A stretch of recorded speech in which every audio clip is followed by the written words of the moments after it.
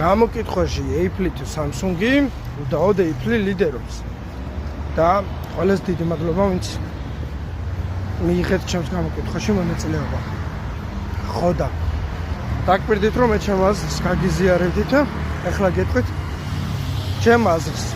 მოკლედ, იქიდან გამომდინარე, რომ ეს უზარმაზარი კომპანიები ორიენტირებულები არიან იმაზე, რომ ფული აკეთონ. ესეც ალცახად ვერცერთი ვერ ვიტყვით, რომ Apple მაგარია.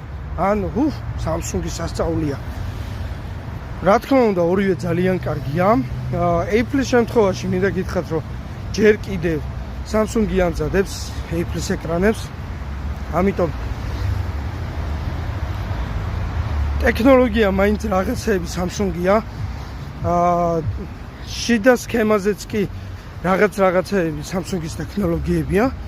მაგრამ Samsung-საც აქვს გადმოღებული უკან რაღაც გარკვეული ტექნოლოგიები, რომელსაც სისტემურად იყენებს, ან სხვადასხვა გზებით იყენებენ მოკლედ და ერთ-ერთი არის ეკოსისტემა რა.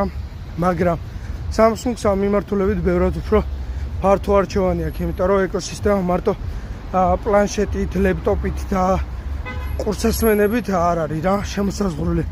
სხვადასხვა დიდი ტექნიკები აქვს, საერთოდ მანქანები, მაცურები, კონდენსიონერები, რომელიც ასევე შეგიძლიათ რომ გამოიყენოთ თქვენს ეკოსისტემაში და აკონტროლოთ ენერგომოხმარება, ეს დიაგნოსტიკა თუ სხვადასხვა რაღაცეები რა.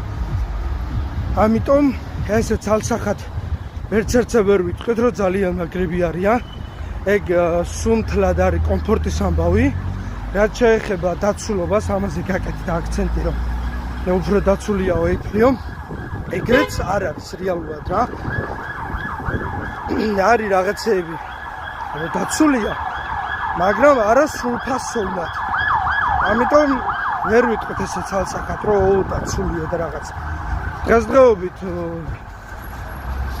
ბიც ცოტა მეტად ერკვევა კომპიუტერში, ყველა შეუძლია უკვე თითქოს iCloud-ის მოხსნა. ამიტომ თლად ეგრეც ვერ ვიტყვით. ცოტა გრძელი ტექსტი გამომივიდა.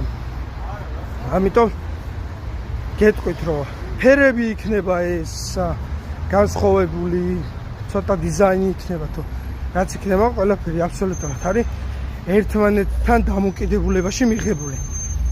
ამიტომ ესეც ალცახად ვერცერთზე ვერ ვიტყვით, რომ კაია.